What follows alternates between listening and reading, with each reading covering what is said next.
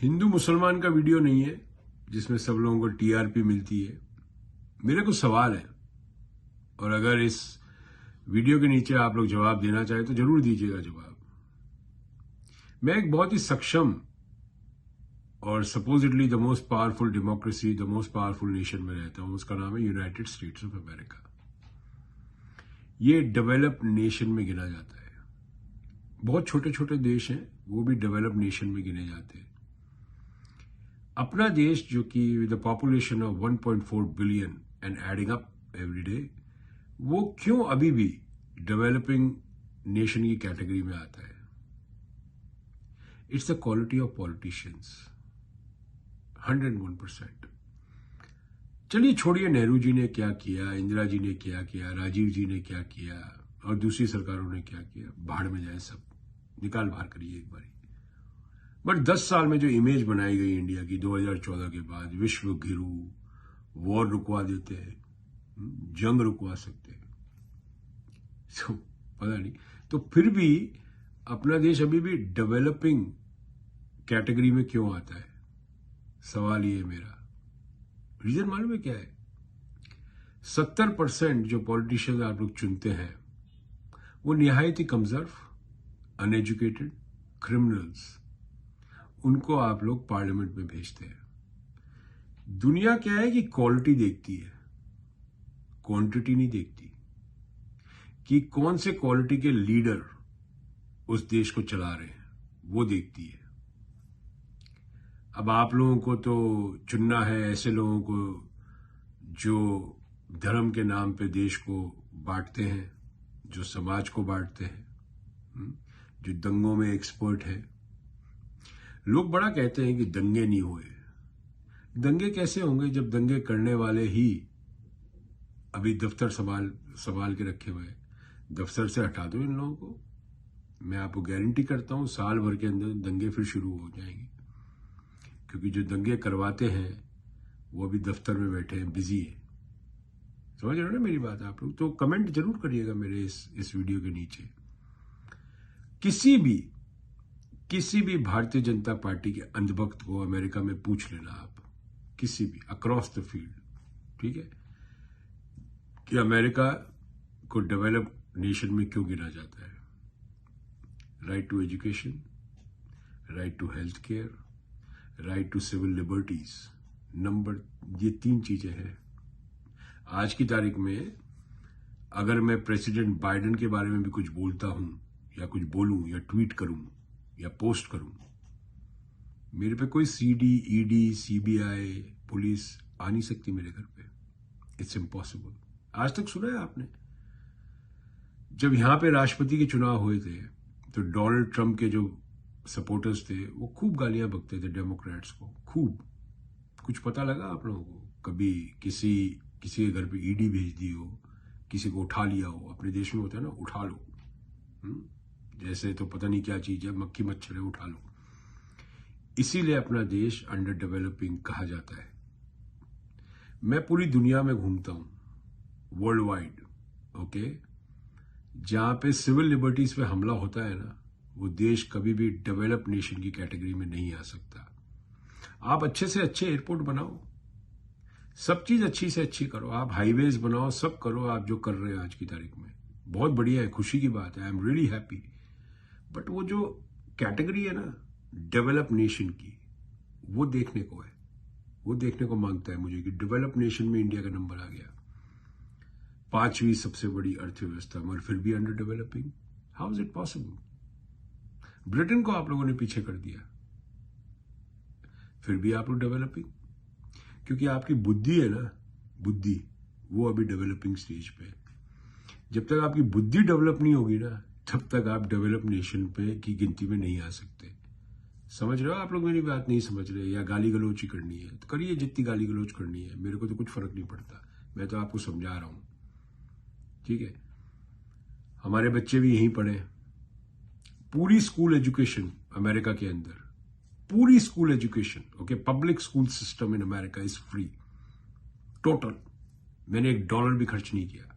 अब मजे की बात आप बताता हूं मैं आपको, चीन के स्टूडेंट सबसे ज्यादा यहाँ पे कॉलेजेस में आते थे पोस्ट ग्रेड करने, आज की तारीख में देश के बच्चे, अपने देश के बच्चे सबसे ज्यादा आते हैं। चीन तो पीछे कर दिया।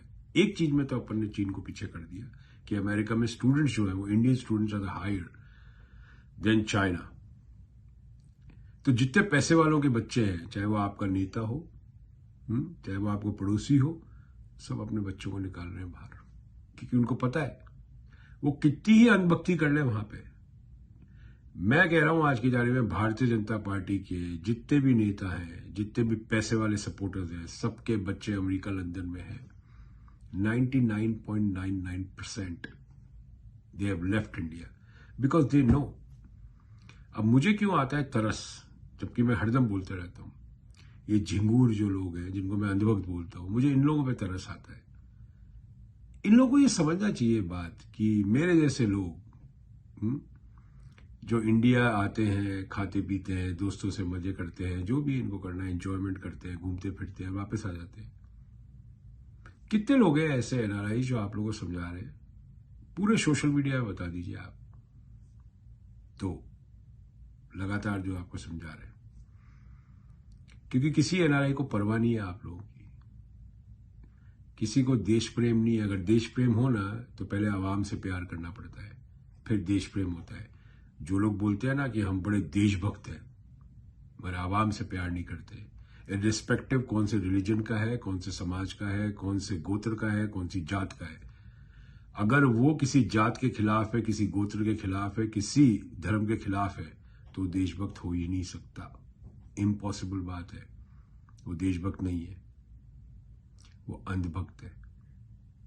समझ रहे हो? मैं कहीं भी गलत बोल रहा हूं तो नीचे कमेंट करके बताइएगा आप। तो भाई मैं आप लोगों को एक सिंपल बताता हूं, the most important motive for every Indian living outside of India or living in India is to first get India into the category of developed nation. For that, you need to elect the right people, irrespective of their religion, irrespective of their political belief. मैं हरदम एक बात कहता हूं, काबिलियत को चुनिए, धर्म को मत चुनिए, जात को मत चुनिए।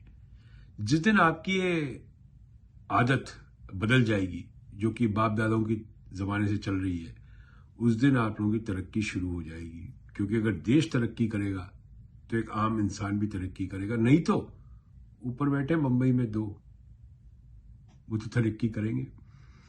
उन्होंने मुसलमानों को भी अपनी नौकरी पर रख रखा है, सबको रख रखा है, मगर उनके जो चैनल है वो हिंदू मुसलमान करते रहते हैं। तो मेरा आप लोगों को सिर्फ इतना कहना है, बोर हो गए होंगे ना आप लोग, बोर हो जाते हो आप लोग, क्योंकि सत्य बड़ा बोरिंग होता है। Truth is very boring in this world. Lies have got the major TRP. सबसे ज्यादा बकवास बंडलबाजी की बातें, जैसे आज की तारीख में रैलियों में कर रहे हैं सेठ जी, वो सबसे ज्यादा टीआरपी मिलती है। तो इंडिया को अगर डेवलप नेशन में लाना है आपको ये जो क्रिमिनल्स, अनएजुकेटेड डफर्स, इडियट्स को चुनना बंद करना पड़ेगा। जैसे कुछ नाम मैं ले लेता हूं आप लोगों को, जो कि मैं आपको गारंटी करता हूं भाई, उन लोगों को $5,000 महीने की भी नौकरी अमेरिका में नहीं मिल सकती। और ये बीजेपी का बैठा हुआ आदमी जो अमेरिका में है, अगर वो मुझे साबित कर दे इसको मिल सकती है, मैं अमेरिका छोड़ दूंगा। जैसे कुछ लीडरों के नाम मैं बता रहा हूं आप, निरहुआ, मनोज तिवारी, कंगना रनौत, ऐसे लोगों को आप लोग अगर इलेक्ट करके भेजेंगे पार्लियामेंट के अंदर, तो मुझे नहीं लगता कि आप लोगों के बच्चों का और आपका कोई भविष्य है, नहीं लगता। मुझे गारंटी कर दे निरहुआ को $5,000 महीने की नौकरी अमेरिका में मिल जाए तो मैं हार जीत लगाने को तैयार हूं। भाव देता हूं, 1 का 3 दिया, 1 का 5 का भाव दिया। ऐसी क्या काबिलियत है कि उसको $5,000 महीने की भी नौकरी मिल जाए? ऐसे लोगों को आप लोग कहां बेच रहे हो? द टेम्पल ऑफ डेमोक्रेसी के अंदर। टेम्पल बोलते हो ना, मंदिर, प्रजातंत्र का मंदिर, ठीक है? तो आप लोगों को बड़ा ध्यान रखना पड़ेगा कि आप लोग किसको चुनते हो, किसको वोट देते हो। किसी भी पार्टी को दो, मैं ये नहीं कह रहा, मगर पढ़े लिखे इंसान को दो, जिसका घर बार हो, परिवार हो, उनको दो। तो उनसे आप, उनको भी समझ में आएगा कि आपकी जिंदगी में क्या प्रॉब्लम है। अनपढ़ गवारों को, जिनका कोई परिवार नहीं है, कुछ नहीं है, कोई लेना देना नहीं है उनका, बीगी बल्ली बिल्ली बन के यहाँ पे खड़े हो जाए ये लोग, मैं इनको पूछूं, कोई पूछेगा भी नहीं इनको मंडी के अंदर। यहाँ पे गारंटी करता हूँ अमेरिका के अंदर ये है ना निरोवा जैसे लोग, ये जो भी है मनोज तिवाड़ी और ये क्या है, ये अरे गहरे तिरछे आप लोग चुन लेते हो। मैं तो यही बोलता हूँ इन लोगों को, जो भी है ये 5 मिनट किसी भी 2 लोगों से छोड़ो, एक आधे आदमी से भी अमेरिका में बात नहीं कर सकते। इंडियन से ही बात करा दो इन लोगों की, कुछ नहीं इन लोगों में। तो अगर इंडिया को डेवलप नेशन बनाना है, you need to develop a habit of not electing criminals, uneducated idiots and duffers. Thank you so much. जय हिंद।